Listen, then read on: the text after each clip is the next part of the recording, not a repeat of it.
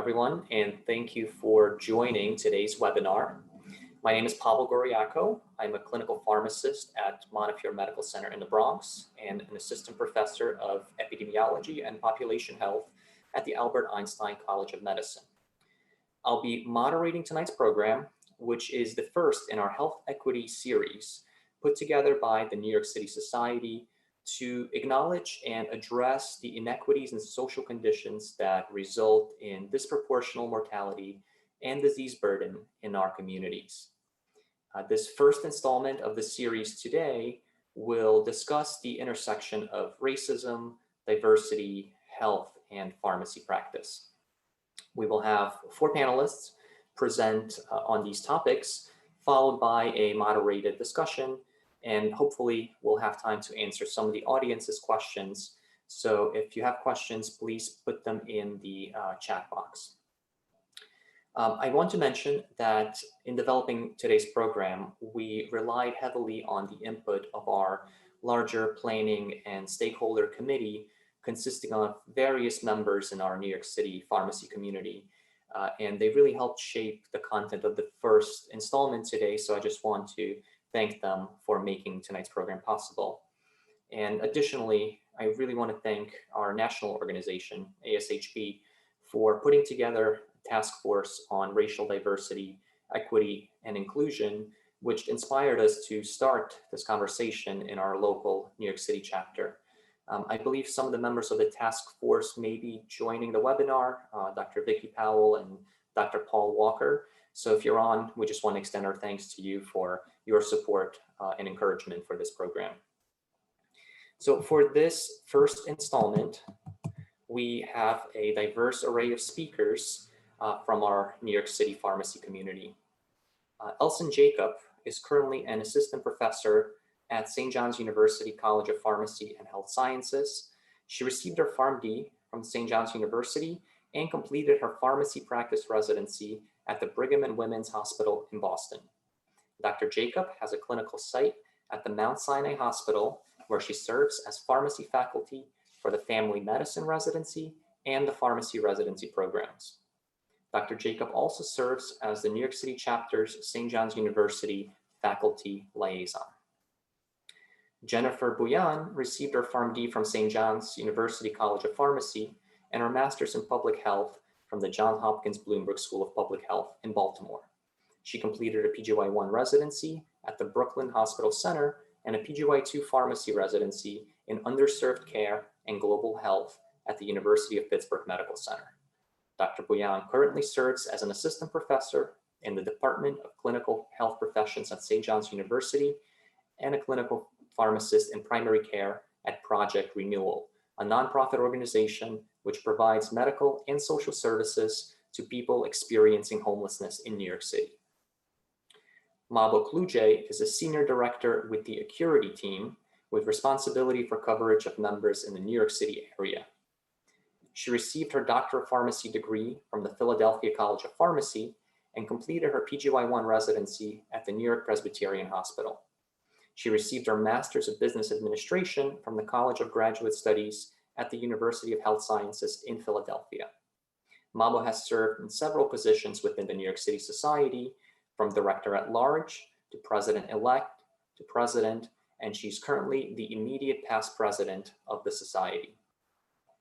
And Rafael Roman is the Training Coordinator of Technical Operations at Memorial Sloan Kettering Cancer Center and is a certified pharmacy technician.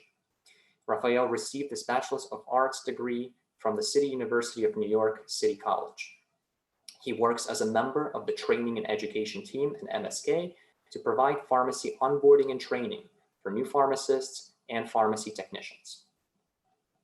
Rafael previously served on ASHP's Pharmacy Technician Forum Executive Committee, and Rafael is also a co-founder and chief operating officer of Equal Space, a share space and incubator dedicated to elevating marginalized Black and Brown voices of women, men, and those within the LGBTQIA community. The objectives of this presentation are listed here for pharmacists and for pharmacy technicians. And now, without further ado, I'd like to turn the stage over to our first presenter, Elsen Jacob. So Elsen, you may begin sharing your screen.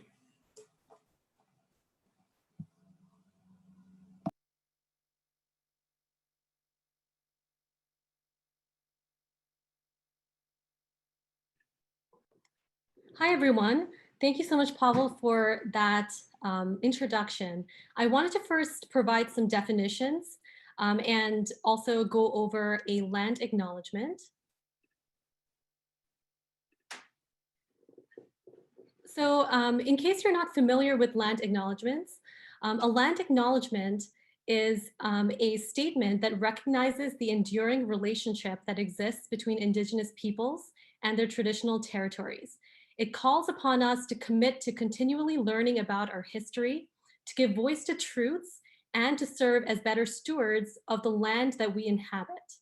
So we acknowledge that we are on the unceded ancestral lands of the Lenape tribe here in New York City. We honor the peoples still here, continuing to bring light to their ancient heritage. We remind ourselves that colonization is an ongoing process, with native lands still occupied due to deceptive and broken treaties. We remember the many legacies of violence, genocide, forced removal, migration, and settlement that bring us together here today. We respect the sovereignty of Indigenous peoples and their right to self-determination and honor their sacred connection with this land. And we make efforts towards truth-telling reconciliation. So in order for us to understand racism, we have to understand race.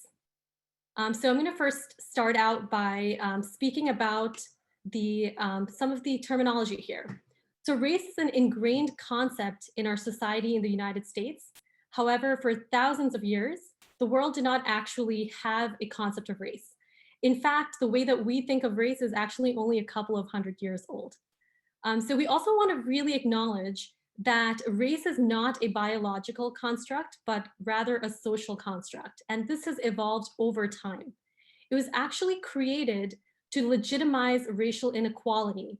And this was born of racialization by phenotype. So this has indeed been invented by human beings. And phenotypically, we mean skin color, hair texture, eye shape, for example. In fact, race as we know it truly emerged as a social and also political construct very recently. And for a historical perspective, before the 1500s, race was not used very much. It was considered a way for folks to identify those who shared an ethnicity or national identity or a certain geographical region. But then in the 17th and 18th century, European Enlightenment scientists started to classify everything. And this is animals, plants, everything. And these scientists were also not very unaware of people outside of their realities, that when they encountered people who were non-Europeans, they thought that there must be biological differences. And so they manufactured a biological classification of human beings. This, however, is farthest from the truth because there are no biological differences between human beings. Even studies like the Human Genome Project have disproved this. So now going back to history, European societies utilized their definitions of race to then claim that Europeans were smarter and that they were more human than other races. And then this was then utilized to justify colonization, the capture and enslavement of African peoples, the Holocaust, and other atrocities.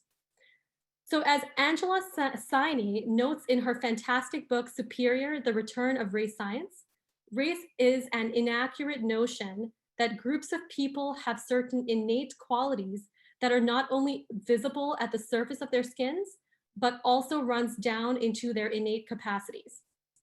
And then in his book, Between the World and Me, Ta-Nehisi Coates states that race is the child of racism, not the father. And this is absolutely true because as racism is what leads to the creation of race. And before we talk about racism, I also wanted to touch upon white supremacy. So Robin DiAngelo writes in her book, White Fragility, that white supremacy is a social, political, economic system of domination based on racial categories that benefit those who are defined and perceived as white. So now keep in mind that white supremacy is perpetuated in order for folks to hold on to wealth, privilege, and power. Also, it is very important to note that white has evolved dramatically over time. So at one point, Irish folks, Italian folks, Polish folks, Jewish folks, and others were not classified as white. And now, of course, they are. Now for racism, Ibram X. Kennedy writes in How to Be an Anti-Racist that racism is a marriage of racist policies and racist ideas that produces and normalizes racial inequities. So really, racism is racial prejudice plus power. You can't have racism without power, which is often a concept that is misunderstood. Now this image is, I think, a really good one. It shows the overarching phenomena of racism, and that there are multiple layers from the intrapersonal or internalized to the interpersonal to institutionalized, and finally to structural. And beyond this, even there's systemic racism. Now, because we are living in a society that oppresses and maintains dominant beliefs, structures, abilities, attitudes, BIPOC, or Black, Indigenous persons of color, often receive very negative messages all the time about our own abilities and worth. So this leads to internalized racism, where BIPOC folks accept sometimes the negative messages of abilities or worth as is stated by the dominant culture. And this can manifest as folks embracing whiteness in order to be more proximate to whiteness.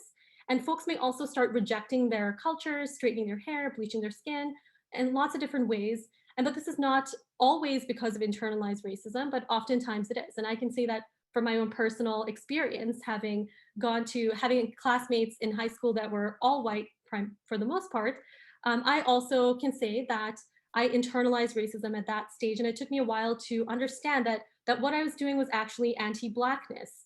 And over time, I recognized that. And then moving on to interpersonal racism, this is the type of racism that occurs between individuals. And this is private beliefs that are then publicly expressed through actions or words. And I think this is probably the type of racism that folks are most aware of, because these are very overt. Usually it's slurs, biases that are very obvious, hurtful actions. And this is really interpersonal racism between individuals. Now, structural racism is when there are policies, procedures, opportunities, practices, treatment that is not equitable and that's discriminatory against BIPOC folks, Black, Indigenous persons of color. And this is intentional sometimes, but oftentimes it is unintentional. And it's produced and perpetuated by institutions. And it can be overt, but it's usually found in those informal processes.